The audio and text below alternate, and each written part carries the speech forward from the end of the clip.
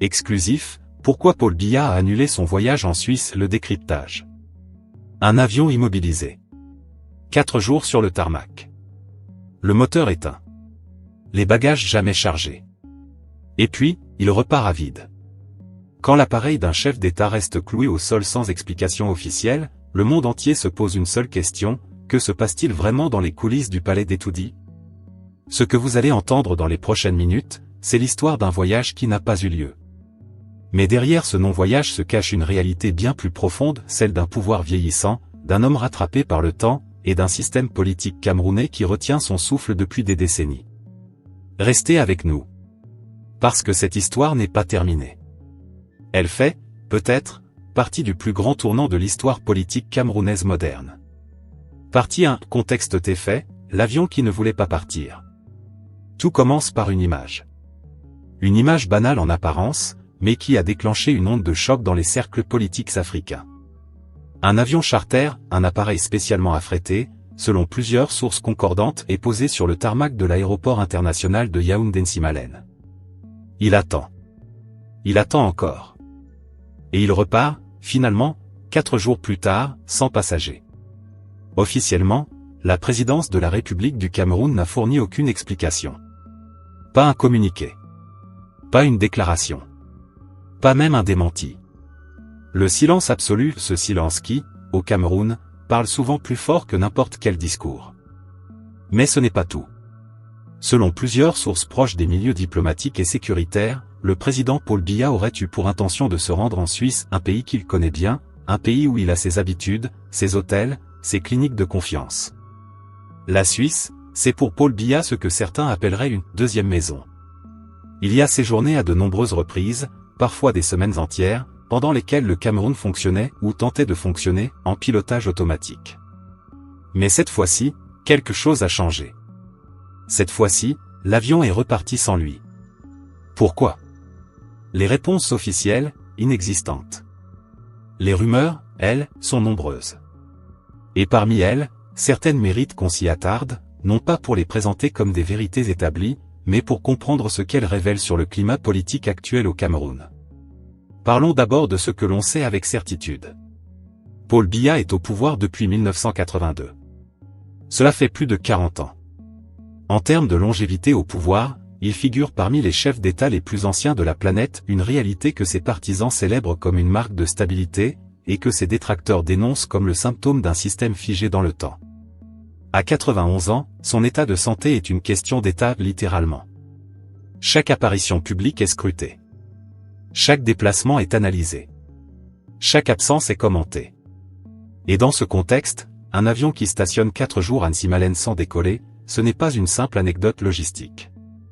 C'est un signal. Mais quel signal exactement? C'est précisément là où notre analyse devient intéressante. Et peut-être surprenante. Parce que si l'on écoute attentivement ce qui circule dans certains cercles, des cercles proches, très proches, du palais d'Etoudi, ce voyage annulé ne serait pas simplement lié à des raisons médicales ou à un agenda surchargé. Il serait lié à quelque chose de bien plus inattendu dans une république moderne. Restez avec nous. On y vient. Partie 2, le conflit, un homme entre peur et pouvoir. Pour comprendre ce qui se joue autour de ce voyage annulé, il faut d'abord comprendre dans quel environnement évolue Paul Biya aujourd'hui. Le Cameroun de 2025 n'est pas le Cameroun de 1982. Le continent africain lui-même a profondément changé. Les coups d'État se multiplient à l'ouest, au nord, au centre. Des régimes qui semblaient inamovibles se sont effondrés en quelques heures.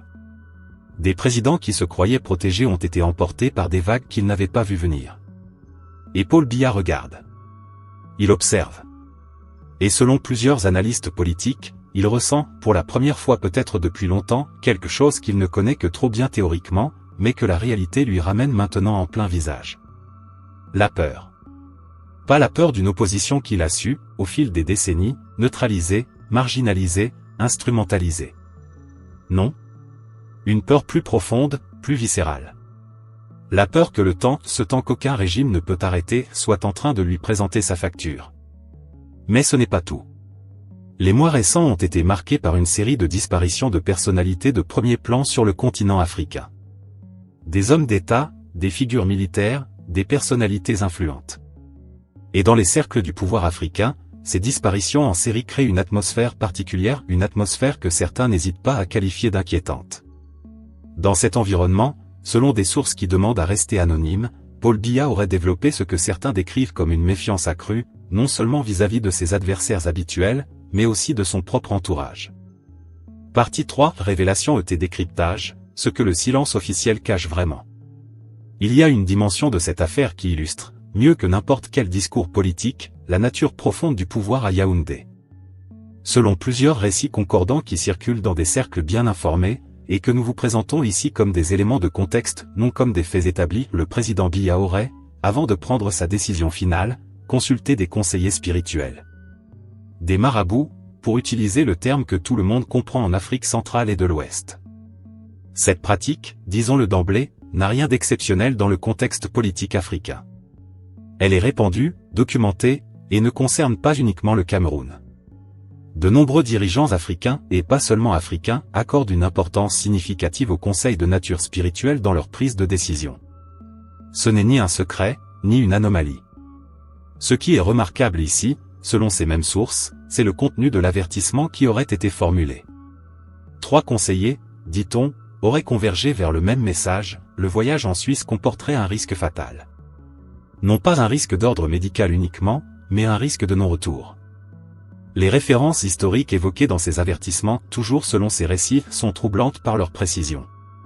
Le nom d'Étienne Gnassingbé Eyadema, l'ancien président du Togo, aurait été mentionné. Eyadema, rappelons-le, est décédé le 5 février 2005, à bord d'un avion médicalisé qui le transportait vers l'Europe pour des soins urgents. Son cœur a lâché en plein vol. Il n'a jamais atterri vivant. Le nom d'Omar Bongo Ondimba, l'ancien président du Gabon, aurait également été évoqué. Bongo est décédé le 8 juin 2009 dans une clinique de Barcelone, en Espagne, où il avait été transporté pour traiter un cancer du côlon. Il avait quitté le Gabon. Il n'est pas revenu. Ces 2 figures, 2 présidents africains de longue durée, tous 2 décédés hors de leur pays dans le cadre d'évacuation médicale, représentent précisément le scénario que, selon ces récits, les conseillers spirituels auraient présenté comme un risque réel pour Paul Biya. Résultat, l'avion est resté au sol. Maintenant, comment interpréter cela? Il y a plusieurs lectures possibles, et elles ne sont pas mutuellement exclusives. La première lecture est psychologique. Un homme de 91 ans, confronté à sa propre mortalité, dans un contexte où les décès de contemporains se multiplient, peut développer une forme d'anxiété existentielle qui influence ses décisions de manière significative. Ce n'est pas irrationnel. C'est profondément humain. La deuxième lecture est politique. Annuler un voyage, c'est aussi, parfois, une façon de tester les réactions de son entourage. Qui s'inquiète? Qui, au contraire, semble soulagé? Qui profite de l'occasion pour bouger des pièces sur l'échiquier du pouvoir? Un chef d'État expérimenté sait que chaque mouvement qu'il fait ou ne fait pas est observé et interprété. La troisième lecture est institutionnelle. Elle concerne la fragilité d'un système de gouvernance où la santé d'un seul homme peut paralyser les décisions d'un pays tout entier. Quand l'avion ne décolle pas, ce n'est pas seulement Paul Biya qui reste à Yaoundé. C'est l'incertitude qui s'installe. C'est le pays qui, une fois de plus, attend de savoir ce qui se passe. Et c'est peut-être là, dans cette attente permanente, dans cette dépendance à la santé et aux décisions d'un seul homme, que réside la question la plus importante que cet épisode nous pose. Mais avant d'y répondre, il y a encore un angle que nous n'avons pas exploré. Un angle qui touche à quelque chose de plus profond dans la structure du pouvoir camerounais. On continue. Partie 4, analyse satirique approfondie, le Cameroun, ce pays où l'avion attend le président. Permettez-moi de vous raconter une histoire. Imaginez un pays. Un beau pays. Un pays avec des forêts tropicales, des plages magnifiques, 2 langues officielles.